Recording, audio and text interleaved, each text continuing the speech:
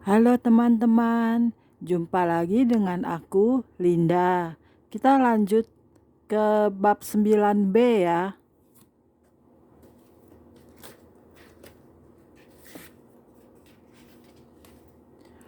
Oke, kita mulai. Bab 9B. Jimat versus dukun ilmu putih. Pernah suatu kali saya mau doain seseorang yang mau ketemu dukun aliran ilmu putih. Nah, seorang dukun yang memiliki ilmu aliran putih itu kalau diinjili sangat susah. Dan repotnya lagi, dia juga menyebut nama Yesus. Kok saudara ketawa? Nah, itu namanya agak kocak sedikit, saudara. Karena apa? Dia ngomong, kalau saya sembuhin pasien saya doa dulu dalam nama Yesus. Jimat saya angkat, saya taruh ke atas, maka Roh Kudus melalui jimat ini bekerja. Kan saya ngomong sama dia, Tuhan tidak pernah titipin jimat. Ingat, dari Tuhan tidak pernah nitip apa saudara? Jimat. Kalau saudara jelaskan ini, kan dia akan tanya gini, tapi jimat ini kan untuk kebaikan. Saya mau tanya, kalau jimat ini memang dari Tuhan, kenapa bisa dipergunakan kejahatan? Betul, Alkitab berkata apa? Terang dan gelap tidak bisa bersatu. Jadi cara menjelaskannya itu gini, kalau memang jimat itu titipan dari Tuhan, kenapa bisa digunakan untuk kejahatan? Nah, padahal terang tidak bisa bercampur dengan gelap.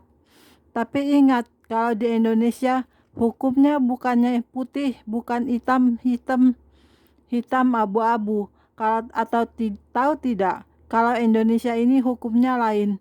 Hukumnya bukan terang, bukan gelap, tapi abu-abu. Dan ini paling langka di seluruh dunia karena semua bisa diatur. Nah, jadi jelaskan Alkitab berkata apa? Bahwa kebenaran dan kejahatan itu tidak bisa bersatu. Diberitahu kenapa? Kalau memang ini jimat dari Tuhan, kenapa bisa dipergunakan untuk kejahatan? Berarti ini bukan dari Tuhan. Jimat itu tergantung pemakainya, saya beritahu.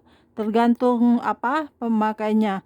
Kecuali kalau pemakainya tidak kuat menahan kekuatan ilmunya sendiri, sehingga dia akan gila. Kalau gila sudah lain saudara, urusannya sudah lain lagi.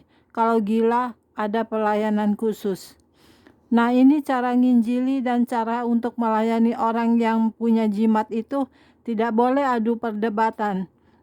Tak beritahu, kamu harus gini, kamu harus gini. Yang punya jimat ngomong, kalau gitu kita berkelahi aja, ndak karuan, dan ndak karuan. Karena orang yang punya jimat itu biasanya seperti memiliki emosi yang tidak stabil. Tahu maksud saya? Emosi yang tidak stabil.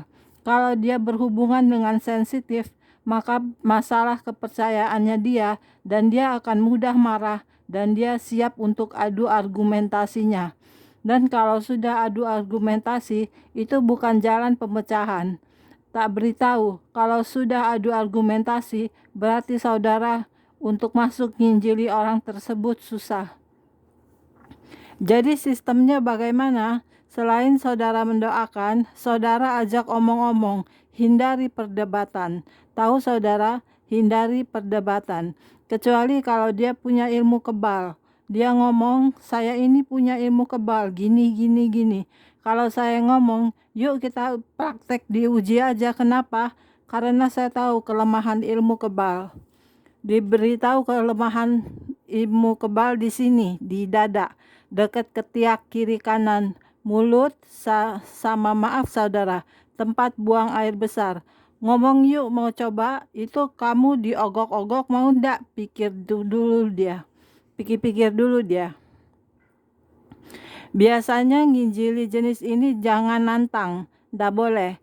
Boleh argumentasi, tapi beri dia kesempatan untuk bicara. Nah, untuk nginjili orang yang punya jimat ini susah. Karena orang tersebut kalau disinggung masalah kepercayaannya, dia akan semakin mengeraskan hatinya.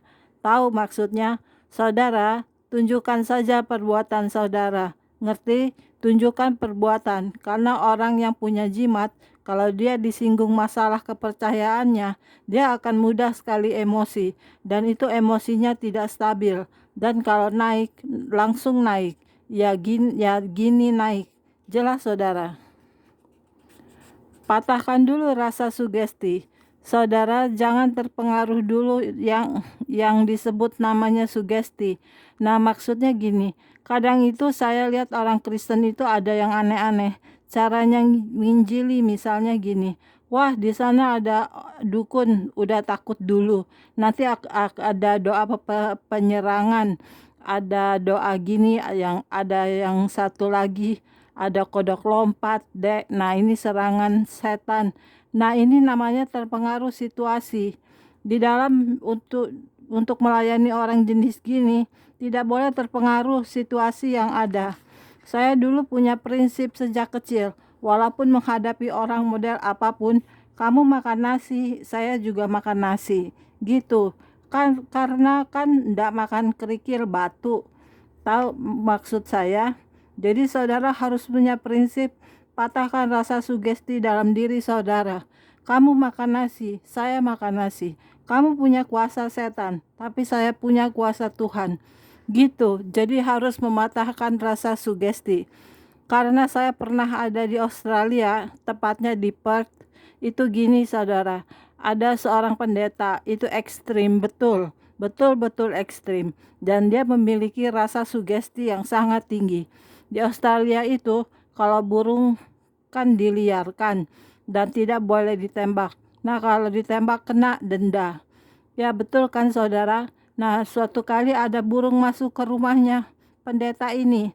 Nah, burung itu langsung ditangkap dalam nama Yesus. Dan setelah itu burung itu dimasukkan ke toples. Nah, waktu saya diundang khotbah sama pendeta ini, saya kan datang aja, wong diundang. Yang penting kan saya habis khotbah, makan selesai. Itu urusannya itu tok saya. Waktu saya habis khotbah, diajak makan. Dia ngomong gini, Pak Daud, saya dikirim sama penyihir yang di Australia ini.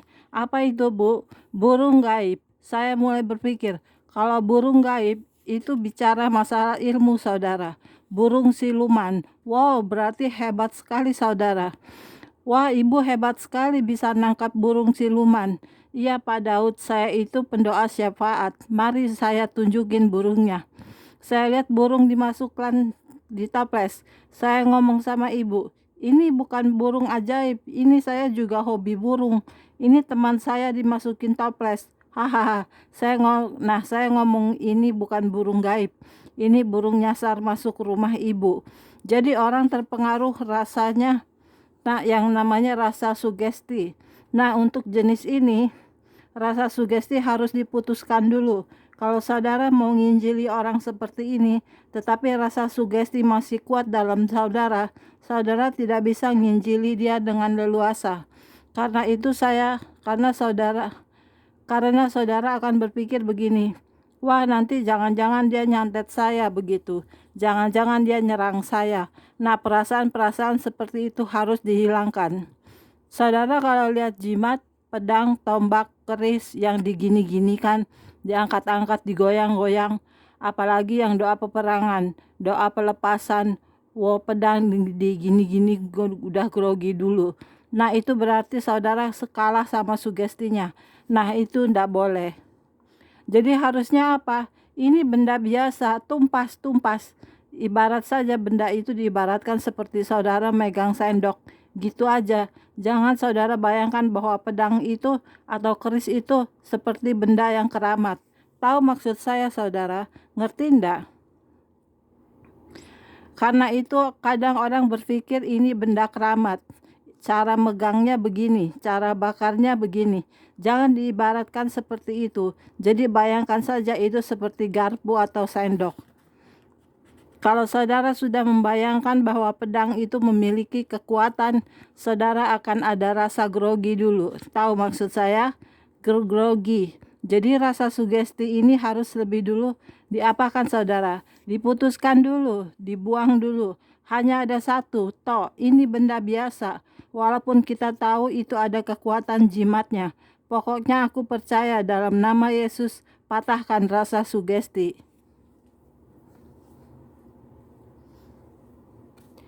Tatap mata dengan mata. Di dalam melayani pelepasan, saudara kalau ngomong-ngomong dengan orang yang dilayani pelepasan, jangan tutup mata, tapi saudara harus buka mata. Kenapa harus buka mata? Karena di dalam hukum alam roh, di dalam suatu pertarungan ilmu, itu ada suatu hukum, yaitu tatap mata dengan mata. Tapi ingat, tidak boleh kedip-kedip genit sebelah mata. Saya pernah KKR di Manado. Lo orang Manado sana cantik-cantik. Waktu saya khotbah, saya mau doain pelepasan. Ada perempuan mau saya doain pelepasan. Saya tatap dia, dia tatap saya. Pernah itu. Saat itu juga saya langsung grogi. Kalau saya orangnya terus terang, saya langsung gini. Menatap mantap, melirik, ndak kedip. Tidak taunya setelah selesai pelepasan sama tim saya diajak makan, dia juga ikut makan. Dia deketin saya. Pak, bagaimana waktu Bapak doain saya? Oh, saya ngomong, saya doa biasa-biasa saja. Hati bagaimana Bapak? Hati Bapak bagaimana? Oh, biasa-biasa saja. Padahal dedekan juga saudara. Oh, ini doa pelepasan komplit namanya. Bahaya ini, itu pernah terjadi. Jadi kalau saudara mau nginjili seseorang yang punya jimat atau seseorang yang punya ilmu, itu tatap mata dengan mata, tapi dengan tenang. Ingat, jangan terpengaruh situasi dengan rasa sugesti. Jadi saudara harus berani, harus memiliki rasa percaya diri. Saudara percaya Tuhan menyertai saudara.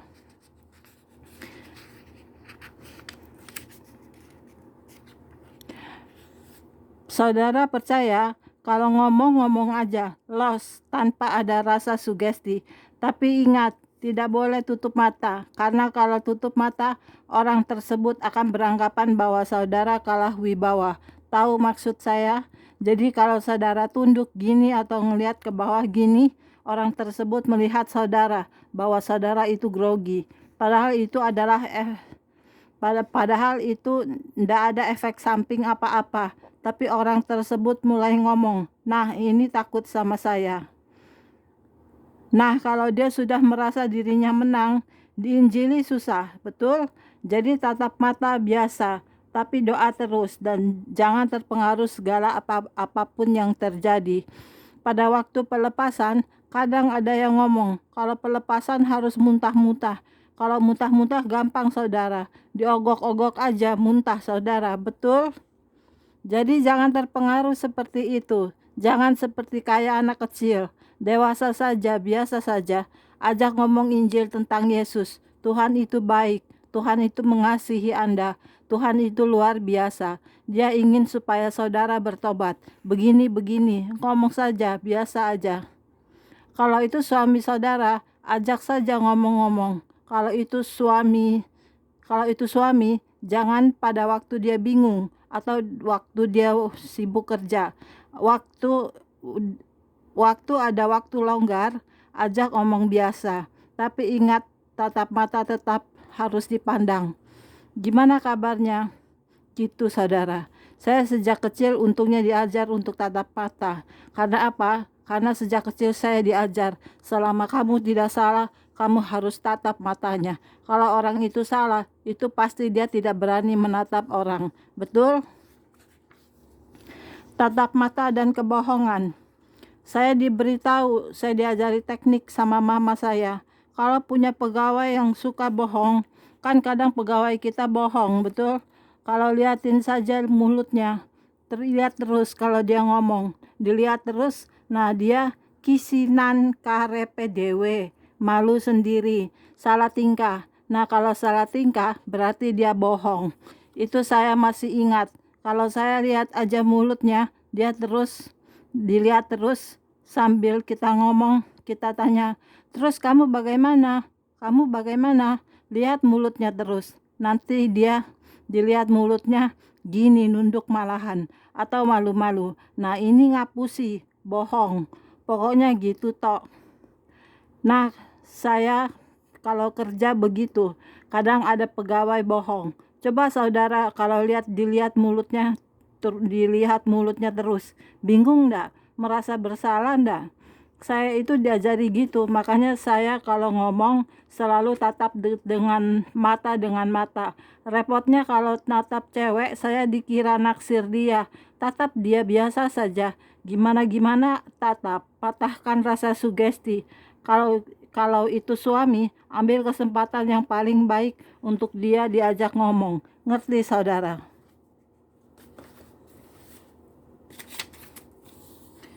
Oke, sekian dulu untuk hari ini videonya ya.